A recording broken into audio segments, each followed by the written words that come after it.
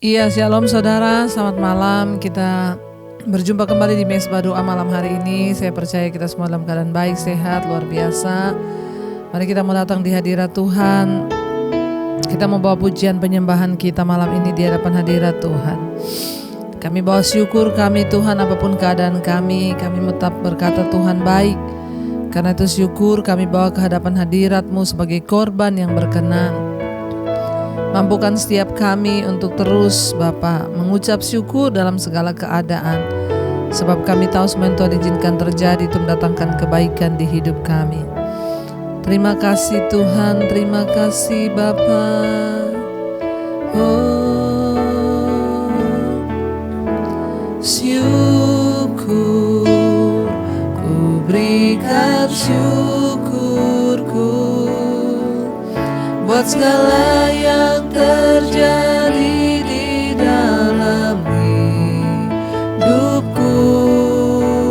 Syukur, ku berterima kasih buat anugerah kasih-Mu Tuhan. Bagiku lebih lagi saudara katakan syukur.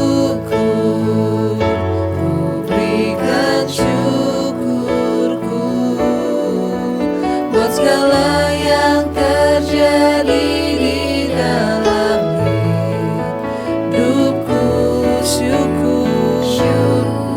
Kami berterima kasih Tuhan. Amin.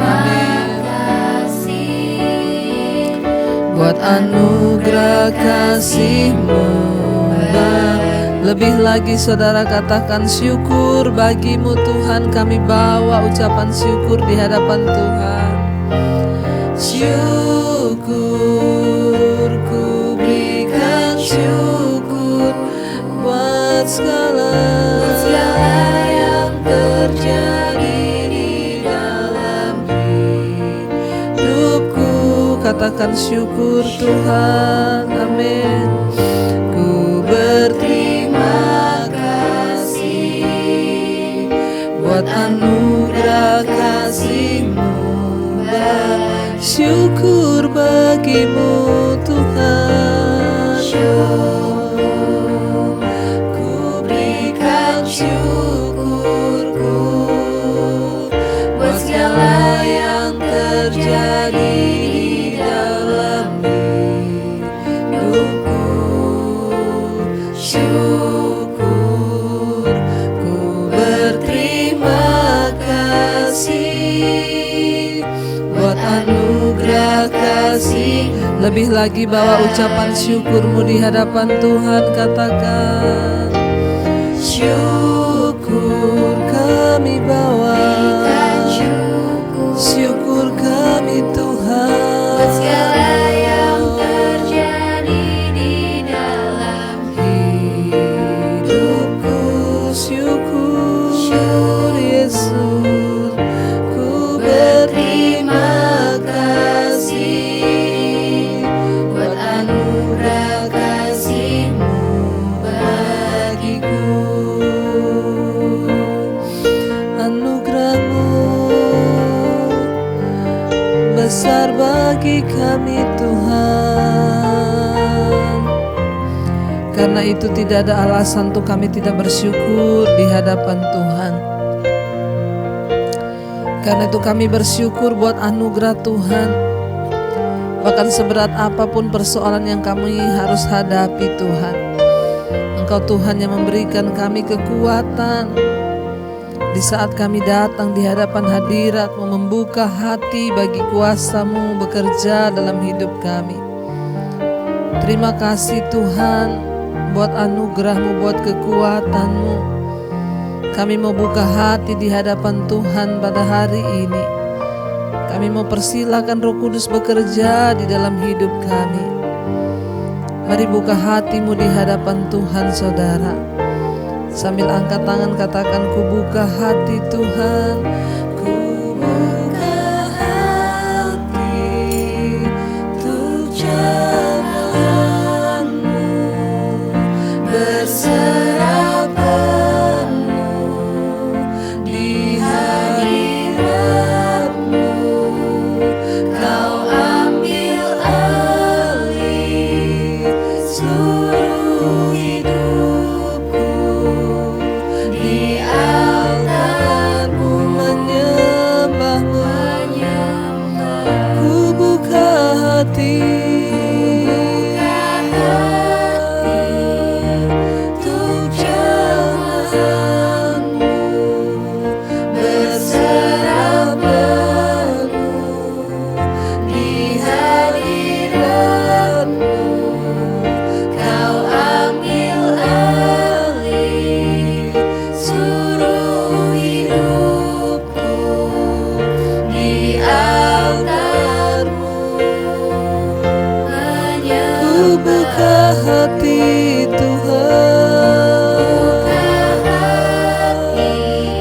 jamahan-Mu Tuhan, berserah penuh di hadirat-Mu. Kau ambil alih seluruh hidupku di altar-Mu, menyembah-Mu.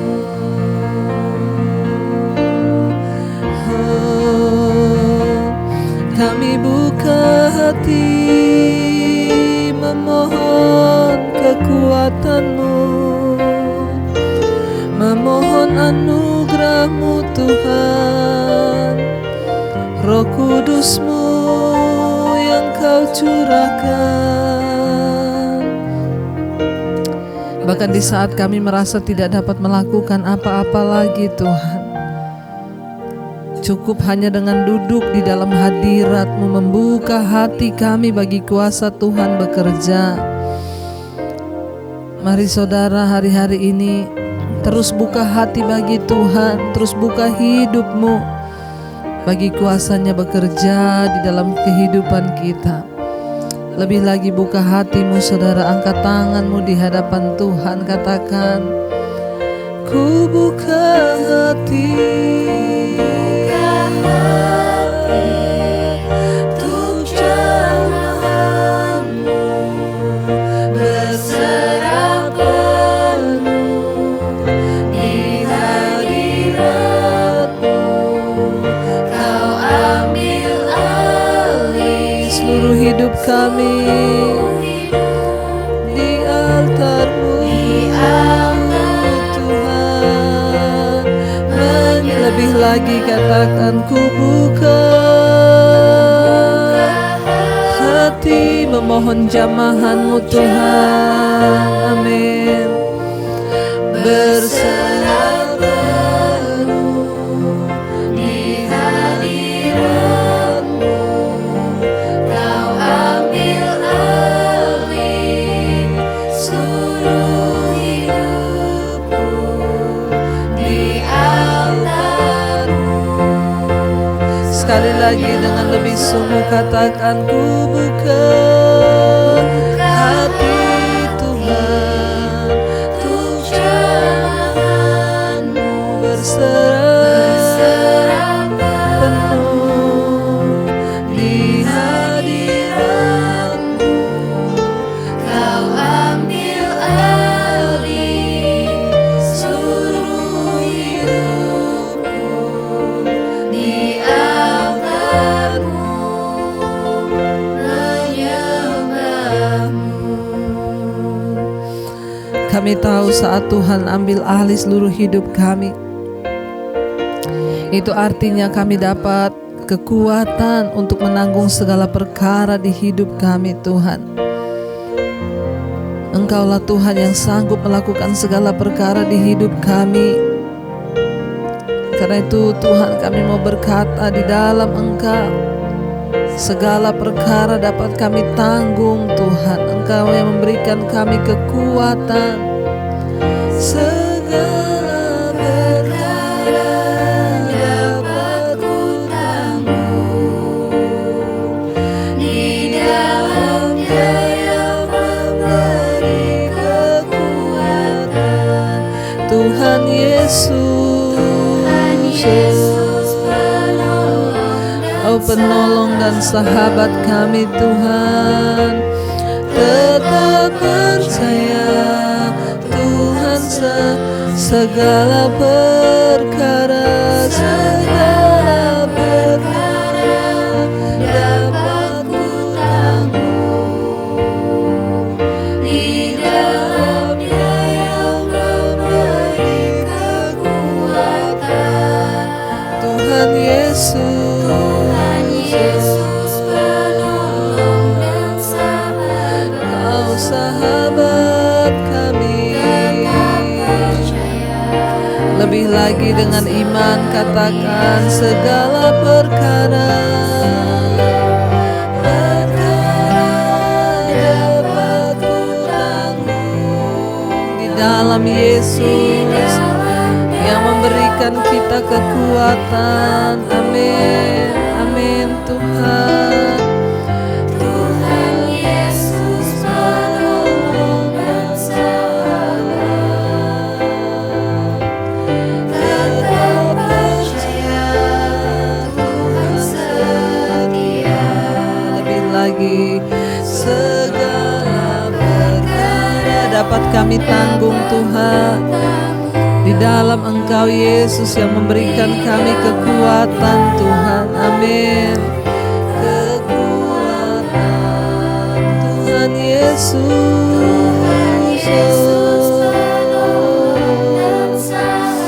Kau sahabat kami, tetap percaya Tuhan setia.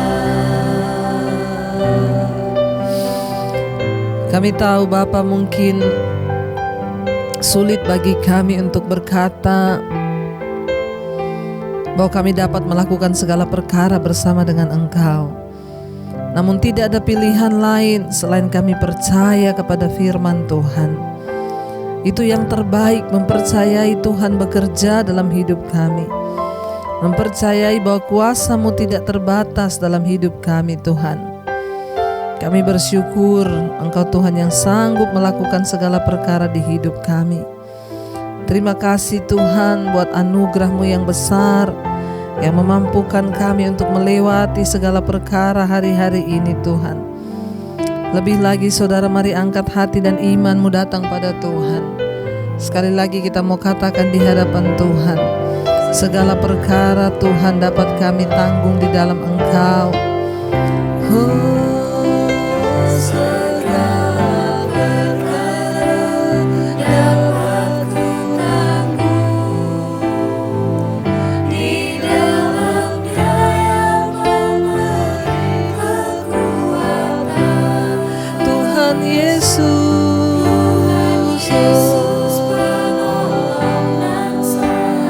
tetap percaya, tetap percaya Tuhan.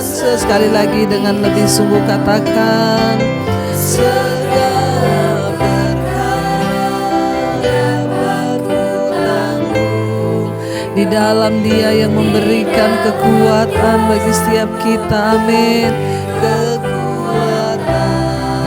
oh Tuhan Yesus penolong dan sahabat, tetap percaya Tuhan setia. Kami tahu Engkau Tuhan yang setia dalam hidup kami. Karena itu malam ini Tuhan, kami mau semakin mengerti rencana dan kehendak-Mu dalam hidup kami lewat kebenaran firman-Mu. Urapi hamba-Mu yang tidak ada apa-apanya. Roh Kudus-Mu yang memberi hikmat kami mengerti firman-Mu. Di dalam nama Yesus kami buka hati bagi firman Tuhan. Haleluya. Amin, amin, amin. Iya, baik saudara, kita akan melanjutkan pembacaan firman Tuhan malam hari ini. Namun sebelumnya saya akan bacakan kesaksian terlebih dahulu. Seperti biasa ya. Shalom, selamat pagi Ibu Debbie. Saya ingin membagikan kesaksian hidup. Bagaimana Tuhan memproses hidup saya sehingga saya benar-benar sekarang hidup mengandalkan Tuhan. Begini Bu, tahun 2019 adalah tahun di mana Tuhan memproses saya. Mulai dari saya terjebak dalam pinjaman online sampai 20 pinjaman online. Waduh ya.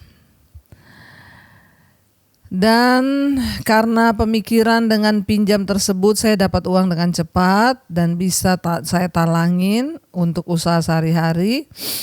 Lama-kelamaan saya sudah tidak bisa menutupinya. Iya, bunga dan denda sangat besar. Pinjaman online, telepon keluarga dan teman-teman kerja saya. Saya pun memutuskan untuk menjual mobil untuk membayar hutang-hutang saya.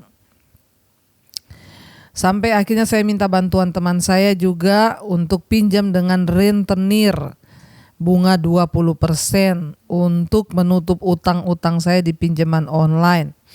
Karena saya malu tiap hari ditelepon terus. Sampai akhirnya saya masuk rumah sakit karena asam lambung saya tinggi. Iya saudara ya, memang kalau utang ya terus ditagi-tagi memang sangat tertekan perasaannya ya. Apalagi utang online, jangan pernah coba-coba saudara, itu bunganya sangat menjebak saudara ya. Saya masuk rumah sakit ya karena asam lambung.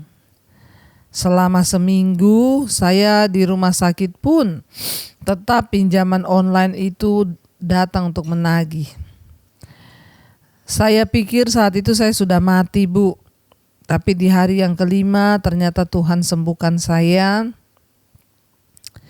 Saya berdoa minta ampun kepada Tuhan dan saya berjanji tidak akan berhutang lagi.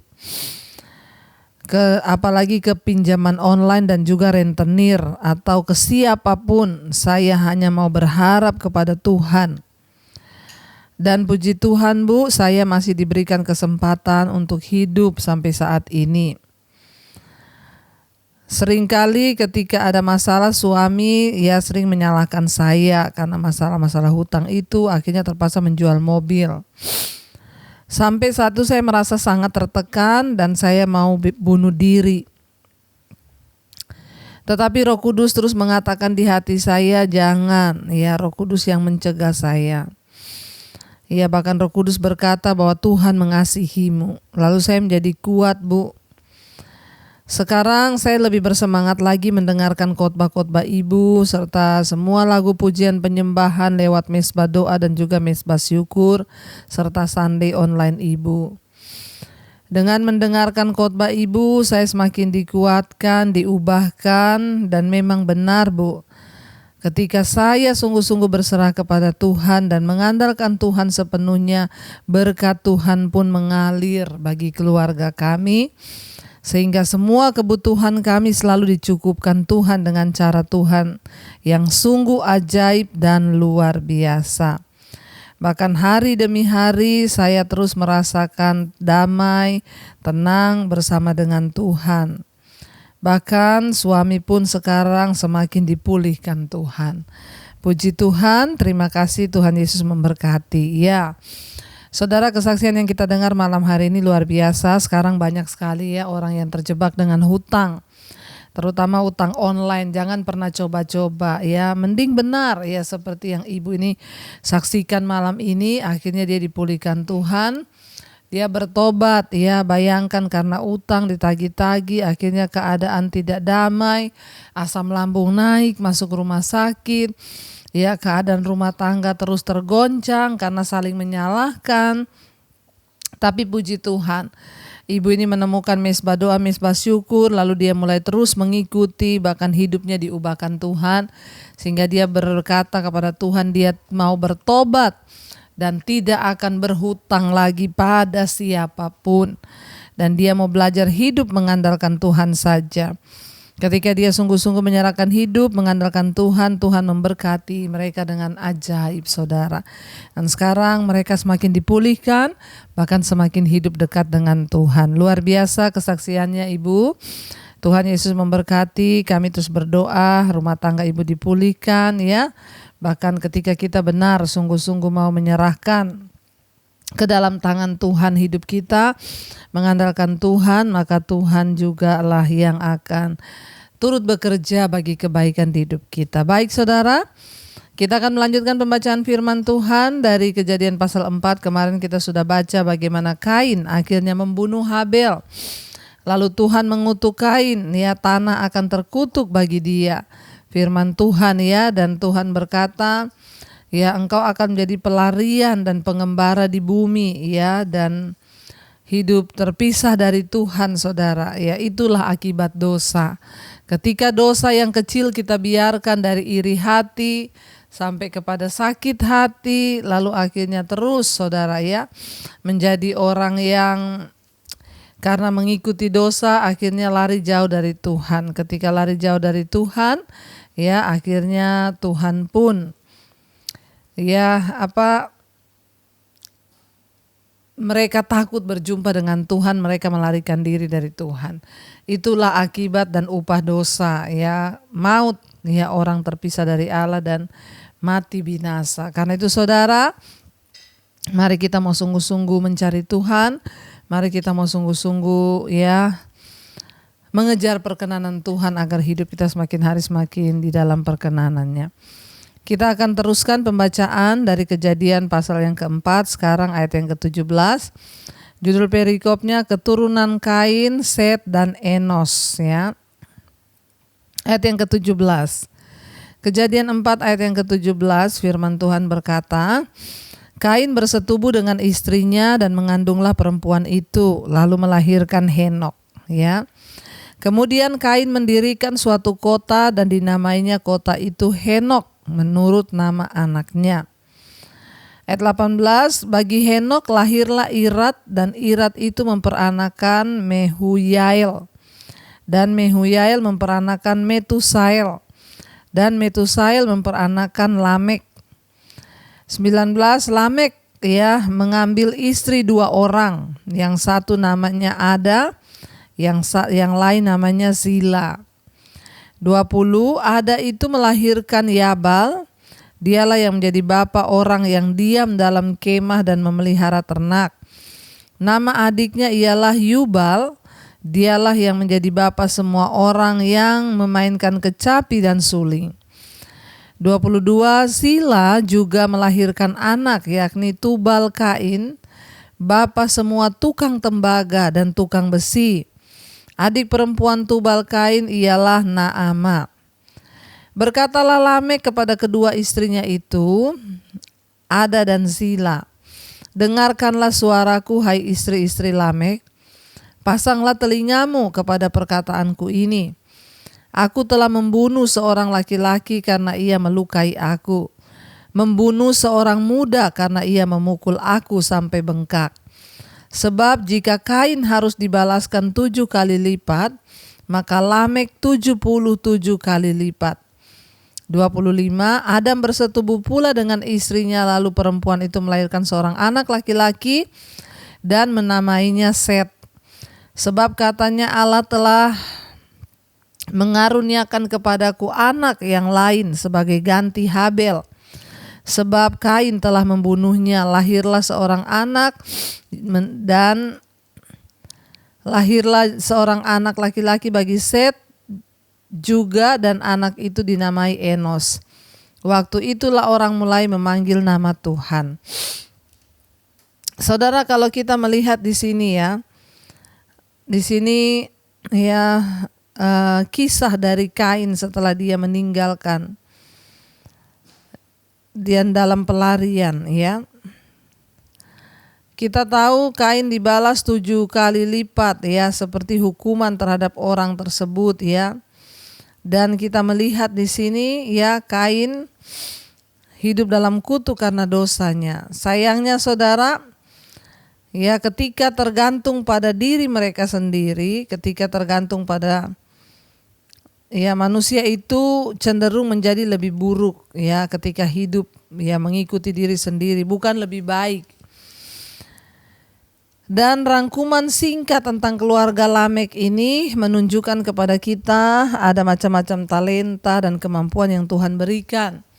Mulai muncul dari keturunannya Kain, anak-anak yang menjadi tukang pemain kecapi, suling, tukang tembaga, ya kita lihat ada yang petani, ada yang ternak dan lain sebagainya.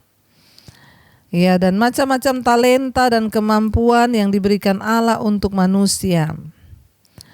Dan di dalam rangkuman ini kita melihat saudara, juga menunjukkan perkembangan yang berkesinambungan dari dosa dengan berlangsungnya waktu, pembunuhan yang lain terjadi kemudian. Mungkin karena alasan membela diri, kekerasan mulai bangkit, timbullah 2 kelompok orang yang berbeda. Dan kita melihat di sana akhirnya anak Kain yang bernama kita lihat tadi di sana anak Kain yang bernama Lamek berkata kepada istrinya, aku telah membunuh 2 orang. Aku membunuh seorang muda, dia bilang yang pertama karena ia memukul aku sampai bengkak. Sebab jika dosa Kain dibalaskan 7 kali lipat, maka aku dibalaskan 77 kali lipat. Ya, Lamek anak Kain juga membunuh seorang laki-laki karena ia melukai aku. Ya, kata Lamek. Membunuh seorang muda karena ia memukul aku sampai bengkak. Dosa pembunuhan dari Kain turun lagi kepada anaknya, yang akhirnya anaknya juga membunuh. Saudara, hati-hati, dosa itu bisa menjadi kutuk. Kalau tidak dibereskan, maka ya lihat keturunan Kain juga akhirnya menjadi pembunuh, saudara. Karena itu saudara, mari kita mulai membereskan hidup kita supaya anak cucu kita tidak kena kutuk, ya kutuk apapun. Ingat, kalau ada dosa-dosa yang saudara pernah lakukan, diputuskan dalam nama Tuhan Yesus, supaya itu tidak turun-temurun kepada anak cucu kita. Kita masuk sekarang Kejadian pasal yang kelima, keturunan Adam. Inilah daftar keturunan Adam pada waktu manusia itu diciptakan oleh Allah, dibuatnyalah dia menurut rupa Allah, laki-laki dan perempuan diciptakannya mereka. Ia memberkati mereka dan memberi nama manusia kepada mereka. Pada waktu mereka diciptakan, setelah Adam hidup 130 tahun, ia memperanakan seorang anak laki-laki menurut rupa dan gambarnya. Lalu memberi nama Set kepadanya. Umur Adam setelah memperanakan Set 800 tahun. Dan ia memperanakan anak-anak lelaki dan perempuan. Jadi Adam mencapai umur 930 tahun. Lalu ia mati. Setelah Set hidup 105 tahun, ia memperanakan Enos. Dan Set masih hidup 807 tahun setelah ia memperanakan Enos. Dan ia memperanakan anak-anak lelaki yang lain dan perempuan. Jadi Set mencapai umur 912 tahun lalu ia mati. Setelah Enos hidup 90 tahun, ia memperanakan Kenan. Dan Enos masih hidup 815 tahun setelah ia memperanakan Kenan. Dan ia memperanakan anak lelaki dan perempuan. Jadi Enos mencapai umur 905 tahun lalu ia mati. 12 setelah Kenan hidup 70 tahun, ia memperanakan Mahalalel, ya. Dan Kenan masih hidup 840 tahun setelah ia memperanakan Mahalalel. Ia memperanakan anak-anak laki dan perempuan. Jadi Kenan mencapai umur 910 tahun lalu ia mati. Setelah Mahalalel hidup 65 tahun, ia memperanakan Yared. Dan Mahalalel masih hidup 830 tahun setelah ia memperanakan Yared. Dan ia memperanakan anak lelaki dan perempuan. Jadi Mahalalel mencapai umur 895 tahun lalu ia mati. Setelah Yared hidup 162 tahun, ia memperanakan Henok. Dan Yared masih hidup 800 tahun setelah ia memperanakan Henok. Dan ia memperanakan anak lelaki dan perempuan. Jadi Yared mencapai umur 960 tahun lalu ia mati. Setelah Henok hidup 65 tahun, ia memperanakan Metusala. Dan Henok hidup bergaul dengan Allah selama 300 tahun lagi.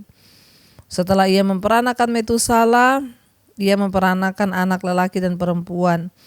Jadi Henok mencapai umur 365 tahun dan Henok hidup bergaul dengan Allah dan ia tidak ada lagi sebab ia telah diangkat oleh Allah. Saudara, ya, kita melihat di sini Alkitab itu berisi dari daftar-daftar leluhur yang disebut dengan silsilah. Dua pandangan dasar mengenai daftar ini meliputi daftar itu lengkap, ya, mencatat riwayat keluarga, suku atau bangsa. Daftar ini tidak dimaksudkan untuk bersifat lengkap dan mungkin hanya mencakup orang-orang yang terkenal atau kepala-kepala keluarga. Iya, jadi Alkitab itu mencatat, saudara, ya. Namun tidak semua dicatat, saudara. Itu hanya mencakup orang-orang terkenal atau kepala keluarga. Kalau kita melihat di sini, ya, jarang ada wanita yang dicatat di dalam silsilah. Ya, dan mungkin ini dapat menunjuk ya kepada keturunan ya yang memang ya orang-orang tertentu yang dicatat. Mengapa silsilah ini dimasukkan dalam Alkitab? Orang-orang Ibrani meneruskan kepercayaan mereka melalui tradisi lisan. Selama bertahun-tahun di banyak tempat tulisan sifatnya primitif atau tidak ada. Maka cerita-cerita disampaikan kepada anak-anak yang kemudian meneruskannya kepada anak mereka lagi. Silsilah memberikan uraian kerangka yang menolong orang untuk mengingat kisah-kisah tersebut. Ya, selama berabad-abad silsilah ini ditambahkan dan diteruskan dari satu keluarga kepada keluarga yang lainnya. Yang lebih penting daripada melestarikan tradisi keluarga, silsilah dimaksudkan untuk mempertegas janji Alkitab bahwa Mesias yang akan datang yaitu Yesus Kristus akan lahir dari garis keturunan Abraham. Silsilah juga menunjukkan bahwa manusia itu penting bagi Allah sebagai individu. Itu sebabnya Allah menyebut manusia dengan nama ya, dengan menyebutkan waktu hidup dan keturunan mereka. Kali berikut kalau kita merasa penting untuk menulis ya silsilah saudara, itu bagus juga untuk mengingatkan kepada anak cucu kita. Semua umat manusia itu saling berhubungan ya dengan melihat kepada Adam dan Hawa. Maka sebenarnya kita ini tahu bahwa semua manusia itu terbentuk dari satu keluarga yang memiliki satu darah dan daging. Ya, selalu ingatlah akan hal ini ketika saudara memasuki kebencian atau prasangka kepada orang lain. Ingat, kita ini sebenarnya berasal dari satu nenek moyang, yaitu Adam dan Hawa. Ya, dan kita melihat di sini bagaimana tercatat saudara, yang paling luar biasa dicatat di sana Henok ya mencapai umur 365 tahun. Dan Henok hidup bergaul dengan Allah, lalu ia tidak ada lagi sebab ia telah diangkat oleh Allah. Setelah Metusalah hidup 100 tahun, ya 187 tahun, ia memperanakkan Lamek. Dan Metusalah masih hidup 780 tahun setelah ia memperanakkan Lamek, dan ia memperanakkan juga anak-anak lelaki dan perempuan. Jadi Metusalah mencapai umur 969 tahun, lalu ia mati. Setelah Lamek hidup 180 tahun, ia memperanakkan seorang anak laki-laki dan memberi nama Nuh kepadanya. Katanya anak ini akan memberi kepada kita penghiburan dan pekerjaan. Memberi penghiburan dalam pekerjaan kita yang penuh dengan susah payah di tanah yang telah terkutuk oleh Tuhan. Dan Lamek masih hidup 595 tahun setelah ia memperanakkan Nuh, dan ia memperanakkan anak lelaki dan anak perempuan lain juga. Jadi Lamek mencapai umur 777 tahun, lalu ia mati. Setelah Nuh berumur 500 tahun, ia memperanakkan Sem, Ham, dan Yafet. Ya, kita melihat ini malam ini kita banyak membaca silsilah, jadi tidak terlalu banyak penjabarannya saudara, tetapi yang luar biasa yang kita dapatkan di sana dikatakan bahwa ya ada Henok yang hidup bergaul dengan Allah sehingga Henok tidak mati. Alkitab mencatat Henok diangkat hidup-hidup karena dia bergaul dengan Allah, dia tidak ditemukan lagi sebab Allah telah mengangkat dia. Ya, jadi itu hanya yang cerita yang penting di Kejadian pasal yang kelima ini. Ya, kita belajar tentang banyak silsilah ya, dan kita melihat di sini, tapi tidak semua harus dicatat saudara, karena memang banyak ya. Hanya orang-orang tertentu saja yang dicatat. Dari sini kita melihat ya ada hal yang penting tadi, Kain ya, anak Kain yang bernama Lamek akhirnya juga membunuh karena kutuk turunan itu turun. Ya, dan kita juga melihat yang penting di pembacaan Kejadian pasal 5 adalah Henok hidup bergaul dengan Allah dan dia terangkat, tidak mati tetapi diangkat oleh Tuhan. Karena itu mari kita mau merenungkan firman ini saudara, dan kita akan sama-sama berdoa ya, meminta kepada Tuhan agar Tuhan memberikan kita kekuatan untuk boleh memiliki silsilah ya, keturunan orang benar di hadapan Tuhan.